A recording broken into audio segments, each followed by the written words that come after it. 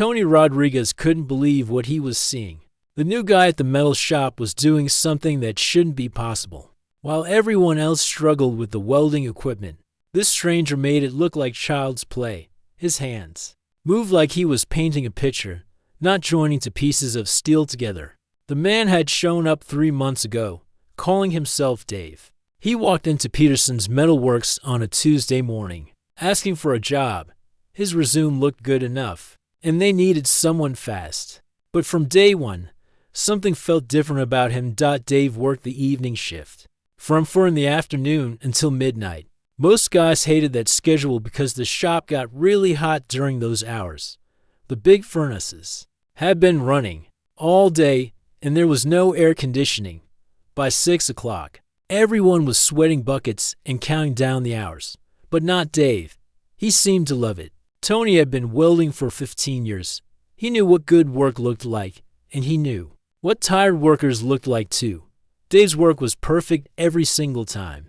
Not just good or decent, but perfect. His metal joints were so clean they looked like they came from a machine, not human hands. And he never got tired. While Tony and the other guys took breaks every hour to cool down and drink water, Dave just kept working. He moved from one project to the next without stopping.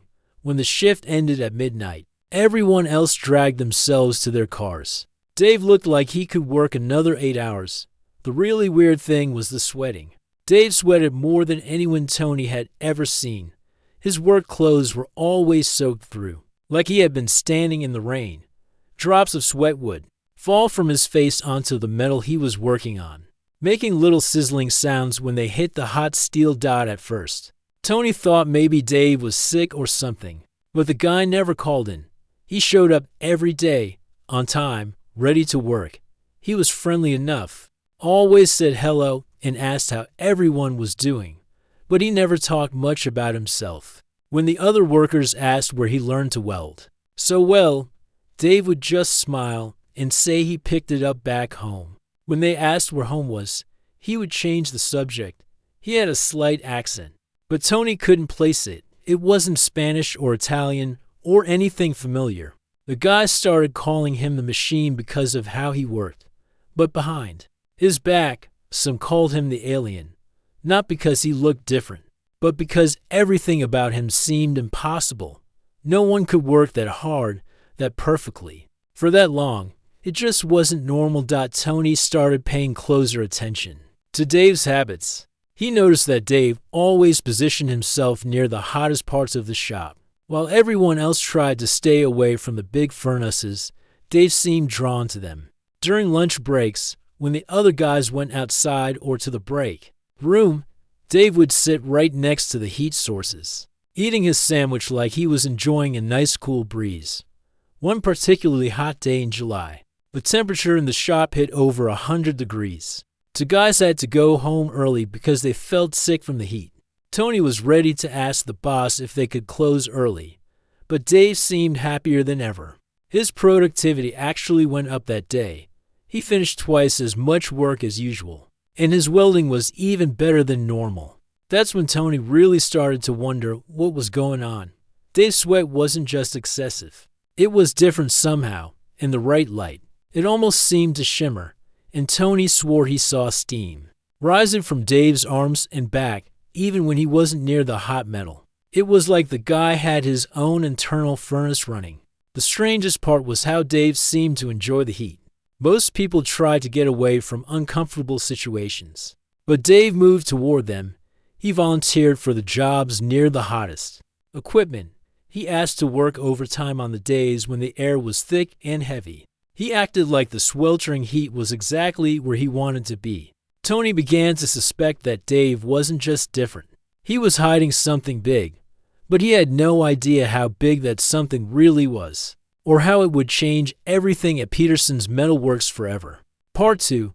The heat seeker. As summer approached, David's behavior became increasingly erratic. While his coworkers complained about the rising temperatures in the non-air-conditioned factory, David seemed to thrive. He volunteered for overtime shifts during the hottest days, positioning himself near the furnaces and heat treating stations. His productivity soared, but so did the concerns of his supervisor, Jana Torres. Jana noticed that David had begun making unusual requests.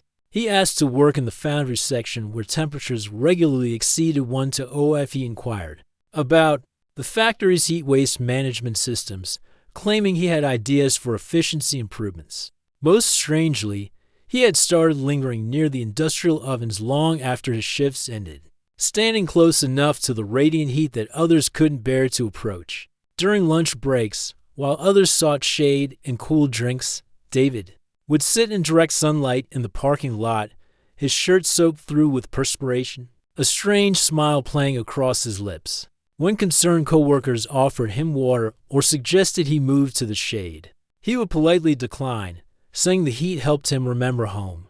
The truth was that David's alien physiology was adapted to harvest and redistribute thermal energy. The intense heat that human bodies found punishing was actually nourishing to his species, and his excessive sweating was a biological mechanism for collecting and processing that energy. Part 3. The invitation's breakthrough came on the hottest day of the year when the factory's air conditioning system failed completely, as temperatures inside the building soared past 110 F. Workers began collapsing from heat exhaustion.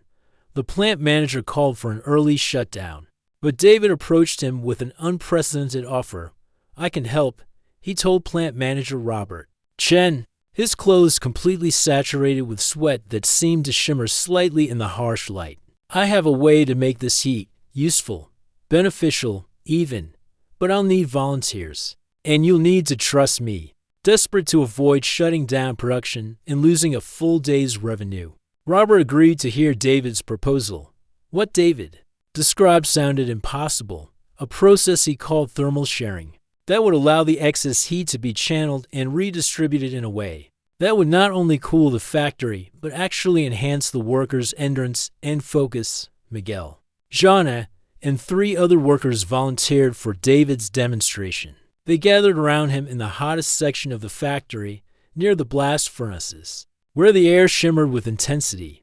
David instructed them to form a circle and place their hands on his shoulders and arms, where his sweat glistened like liquid mercury. The moment they made contact, something extraordinary happened. Part 4. The revelation. The instant the volunteers touched David's sweat-covered skin, they felt a sensation unlike anything they had ever experienced.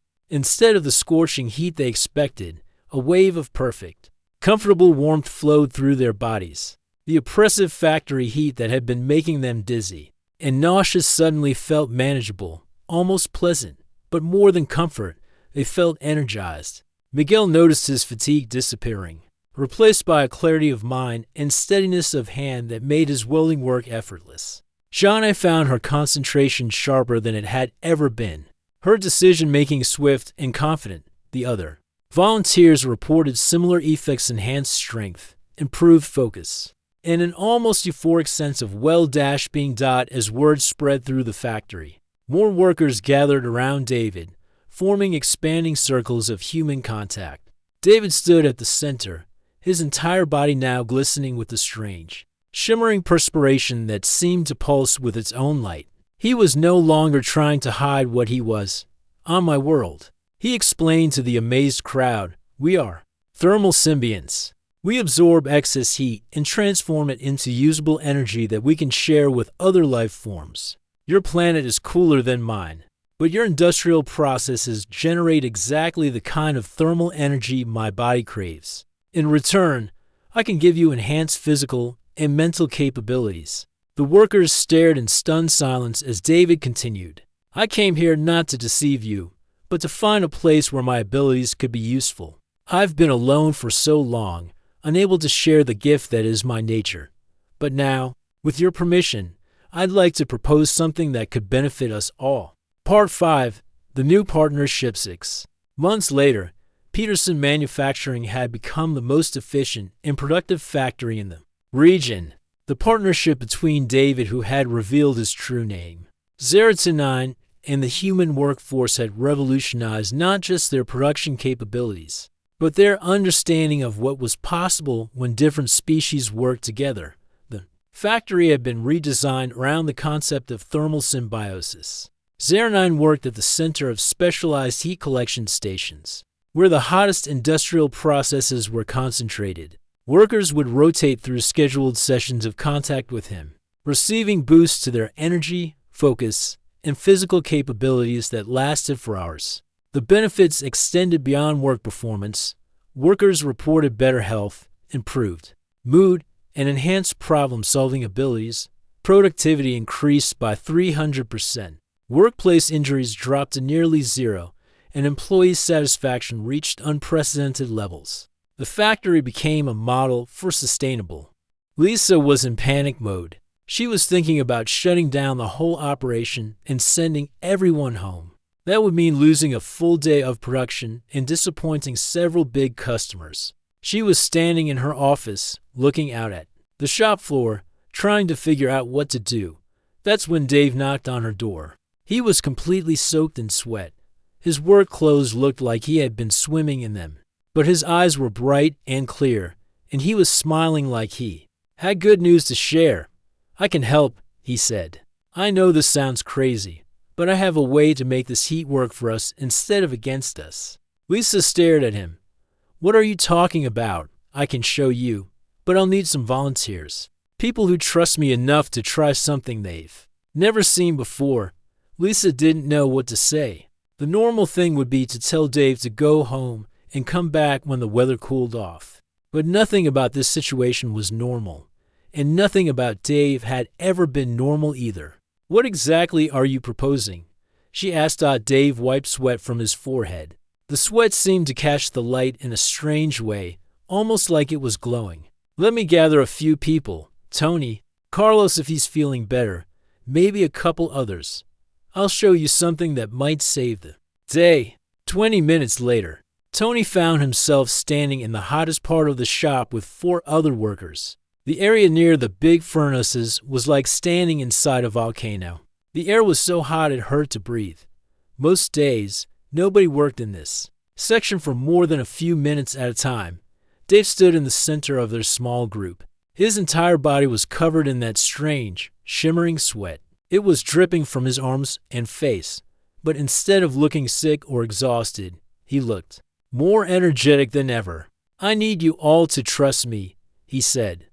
"What I'm about to show you is going to seem impossible, but I promise you, it's safe and it's going to help." Tony looked around at the other guys. They all looked skeptical, but they were desperate. The heat was making everyone miserable, and they needed some kind of solution. "What do you want us to do?" Tony asked. "I want you to put your hands on my shoulders and arms." Dave said, "I know it sounds weird, but just trust me. The moment you make contact, you're going to feel something amazing." Tony had worked with Dave for months. The guy was strange, but he had never done anything to hurt anyone, and Tony's curiosity was stronger than his fear.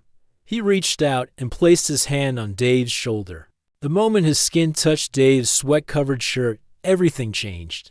Instead of the burning heat Tony expected, he felt something incredible. A wave of perfect, comfortable warmth flowed through his body. The oppressive heat that had been making him dizzy and sick suddenly felt manageable. More than manageable, it felt good. But that wasn't all. Tony felt energized in a way he had never experienced before. His fatigue disappeared completely. His mind became sharp and clear. His hands stopped shaking from the heat stress, and he felt stronger than he had in years. "What the heck is happening?" Carlos whispered. He had placed his hand on Dave's other shoulder and was staring at his own arm, like he couldn't believe what he was feeling. The other workers quickly joined the circle. Placing their hands on Dave's arms and back, each one had the same reaction. The killer heat that had been making them sick was suddenly transformed into something beneficial. They felt energized, focused, and completely comfortable.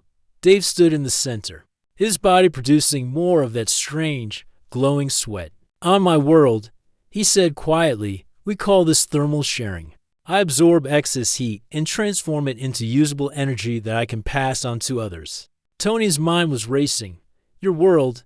he asked. Dave nodded. "I'm not from here, Tony. I came to Earth because my planet was dying. My people need heat to survive. But we also need others to share it with. We're not meant to be alone." The workers stared at him in amazement. The revelation that Dave was from another planet should have been terrifying, but somehow it wasn't. It explained everything: his impossible work ethic, his love of heat, his strange sweat, his perfect welding skills. "How long have you been here?" Lisa asked. She had joined the group and was experiencing the same incredible energy boost as everyone else. 2 years, Dave said. "I've been moving from place to place, trying to find somewhere I could be useful without scaring people. This is the first time I've revealed what I really am." Tony looked around at his co-workers. They were all standing in the hottest part of the shop, but none of them felt uncomfortable anymore. In fact, they felt better than they had in months. "Why? Are you telling us now?" Tony asked. Dave smiled. "Because I'm tired of being alone, and because I think we can help each other." Part 4. The revelation. Instant the volunteers touched David's sweat-covered skin. They felt a sensation unlike anything they had ever experienced. Instead of the scorching heat they expected, a wave of perfect, comfortable warmth flowed through their bodies. The oppressive factory heat that had been making them dizzy and nauseous suddenly felt manageable, almost pleasant. But more than comfort, they felt energized. Miguel noticed his fatigue disappearing, replaced by a clarity of mind and steadiness of hand that made his welding work effortless. Shauna found her concentration sharper than it had ever been, her decision-making swift and confident. The other volunteers reported similar effects: enhanced strength, improved focus, and an almost euphoric sense of well-being. As word spread through the factory, more workers gathered around David, forming expanding circles of human contact. David stood at the center, his entire body now glistening with the strange, shimmering perspiration that seemed to pulse with its own light. He was no longer trying to hide what he was. "On my world," he explained to the amazed crowd, "we are thermal symbionts. We absorb excess heat and transform it into usable energy that we can share with other life forms. Your planet is cooler than mine, but your industrial processes generate exactly the kind of thermal energy my body craves. In return, I can give you enhanced physical and mental capabilities." The workers stared in stunned silence as David continued. "I came here not to deceive you, but to find a place where my abilities could be useful. I've been alone for so long, unable to share the gift that is my nature. But now, with your permission, I'd like to propose something that could benefit us all." Part 5. The new partnership. 6 months later, Peterson Manufacturing had become the most efficient and productive factory in the region.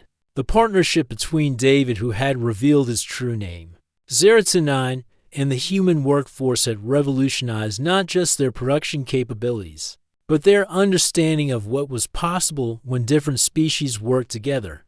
The factory had been redesigned around the concept of thermal symbiosis. Zeratinine worked at the center of specialized heat collection stations, where the hottest industrial processes were concentrated. Workers would rotate through scheduled sessions of contact with him, receiving boosts to their energy, focus, and physical capabilities that lasted for hours. The benefits extended beyond work performance. Workers reported better health, improved mood, and enhanced problem-solving abilities. Productivity increased by 300%. Workplace injuries dropped to nearly zero, and employee satisfaction reached unprecedented levels. The factory became a model for sustainable industrial practices, as the thermal waste that had previously been released into the environment was now being harvested and converted into useful energy. Miguel, now serving as liaison between Zeratinine and the human workers, had become close friends with the being he once feared. "I never imagined that the answer to our struggles would come from someone so different from us," he reflected. "But maybe that's exactly why it worked." Zeratinine, finally able to fulfill his species' fundamental need to share thermal energy with others, had found not just a new home, but a new family. As he stood surrounded by his human colleagues, his skin glistening with the sweat that had once marked him as alien, he knew he had discovered something rare in the universe. A perfect symbiosis between worlds. The factory floor, once a place of exhaustion and struggle against oppressive heat, had become a testament to the power of understanding, acceptance, and the extraordinary things that become possible when beings choose cooperation over fear. But not everyone was convinced. A few workers stayed back, watching from a distance. They whispered among themselves, unsure whether to trust what they were seeing. Dave didn't push anyone. He made it clear that the thermal sharing was completely voluntary. "I understand if you're scared," he told the hesitant workers. "This is new and strange. But I've been hiding what I am for 2 years, and I'm tired of being alone. All I want is to help and to belong somewhere." One by one, the skeptical workers joined the groups. Each person who tried the thermal sharing had the same reaction. The heat that had been making them miserable became energizing. Their work performance improved dramatically. They felt stronger, smarter, and more focused than ever before. Dave explained that his people were natural symbionts. "We don't take anything from you," he said. "We just transform something harmful into something beneficial. The heat that makes you sick gives me energy. That energy helps both of us." As the day went on, the shop transformed into something nobody had ever seen before. Workers were completing projects in half the usual time. The quality of their work was better than ever. People who usually dragged themselves through the afternoon were working with enthusiasm and precision. The most amazing thing was how Dave looked. For months, he had seemed like he was holding back, like he was only using a fraction of his abilities. Now, surrounded by people who accepted him and wanted his help, he was working at full capacity. His welding was so perfect it looked like art. His productivity was off the charts. But the real change was in how he interacted with everyone. The shy, mysterious new guy was gone. In his place was someone confident, friendly, and genuinely happy. He joked with Tony about the baseball game on the radio. He helped Carlos figure out a tricky welding problem. He even convinced Lisa to try the thermal sharing, which made her more energetic than she had been in years. "I never imagined I would find a place like this," Dave told Tony during a break. "On my planet, thermal sharing was normal. Everyone did it. When I came to Earth, I thought I would have to spend my whole life pretending to be something I'm not." Tony looked around the shop. Workers were moving with purpose and energy. The oppressive heat that usually made everyone miserable was now fueling incredible productivity. People were smiling and laughing despite the sweltering temperature. "What happened to your planet?" Tony asked. "Why did you leave?" Dave's expression grew sad. "Climate change. The temperature started dropping rapidly. My people need heat to survive, but we also need others to share energy with. As the planet cooled, we became isolated. One by one, my people started dying. I was part of a group that left to find new worlds where we could live and help others." "Are there others like you on Earth?" "A few," Dave said, "but we're scattered. We each had to find our own way, our own place to belong. I've been searching for 2 years, and this is the first time I've felt like I found home." The transformation wasn't just physical. The whole atmosphere of the workplace changed. People who had been just co-workers became friends. The stress and fatigue that usually build up during hot days disappeared. Everyone was working together better than ever before. By the end of the shift, Peterson's Metalworks had completed more projects than they usually finished in 2 days. Every single piece of work was perfect. No mistakes, no do-overs, no wasted materials. Lisa looked at the production numbers and couldn't believe what she was seeing. "If this keeps up," she told Dave, "we'll be the most successful metal shop in the state." Dave smiled. "That's the idea. When everyone benefits, everyone wins." 6 months later, Peterson's Metalworks looked like a completely different place. The old shop that used to struggle with productivity and worker complaints had become the most successful metal fabrication business in the entire region. Companies from 3 states away were sending projects to them because of their reputation for perfect work and impossible deadlines. The transformation started with the building itself. Lisa had invested in redesigning the workspace around Dave's unique abilities. They created special heat collection stations where the hottest work was concentrated. These areas became the heart of the operation, with Dave working at the center while teams of workers rotated through scheduled sessions with him. The thermal sharing sessions became the highlight of everyone's day. Workers would sign up for 30-minute slots where they could connect with Dave and receive the energy boost. That made everything easier. During these sessions, people's productivity increased by 3 or 4 times normal levels. More importantly, they felt great while doing it. Tony had become Dave's closest friend and unofficial translator between the alien worker and the human crew. He helped explain the process to new employees and made sure everyone felt comfortable. With the arrangement, Tony also served as Dave's guide to human culture, teaching him about movies, sports, and all the little things that made life on Earth interesting. "I still can't believe this is real sometimes," Tony told Dave one afternoon as they watched a group of workers complete a massive welding project in record time. "6 months ago, I thought you were just the weird new guy. Now you're like our secret weapon." Dave laughed. "I prefer to think of myself as part of the team." The benefits went far beyond work performance. Workers reported better health across the board. People who used to get sick frequently stopped calling in. Back problems, joint pain, and general fatigue became things of the past. The enhanced healing that came with thermal sharing meant minor injuries healed in days instead of weeks. The mental benefits were just as impressive. Workers found themselves solving problems faster and coming up with creative solutions they never would have thought of before. The shop started taking on more complex projects because they knew their enhanced workforce could handle anything. But the most important change was in the relationships between people. The shared experience of thermal sharing created a bond between workers that went beyond normal workplace friendships. People looked out for each other in ways they never had before. The shop became like a family. Dave thrived in this environment for the first time since leaving his home planet. He was able to use his abilities the way nature intended. The constant thermal sharing kept him healthy and happy. He was no longer the lonely, secretive figure who had first walked into the shop. He was confident, outgoing, and genuinely loved by everyone who worked with him.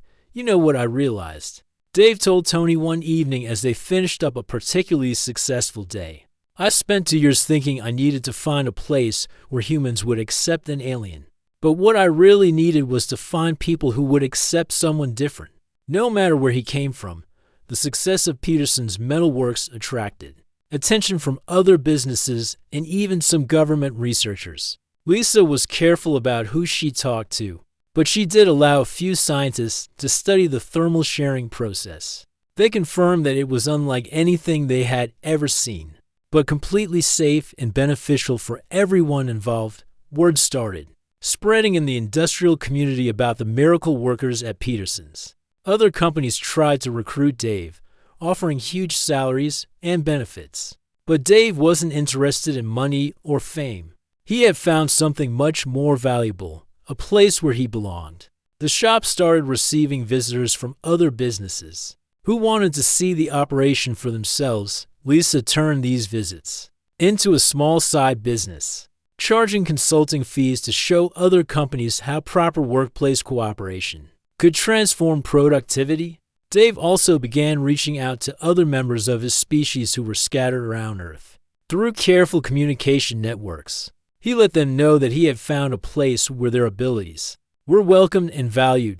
3 other thermal symbionts joined the team over the following months, each bringing their own skills and personalities to the growing family. The expansion allowed Petersons to take on even bigger projects. They started building custom industrial equipment for major corporations.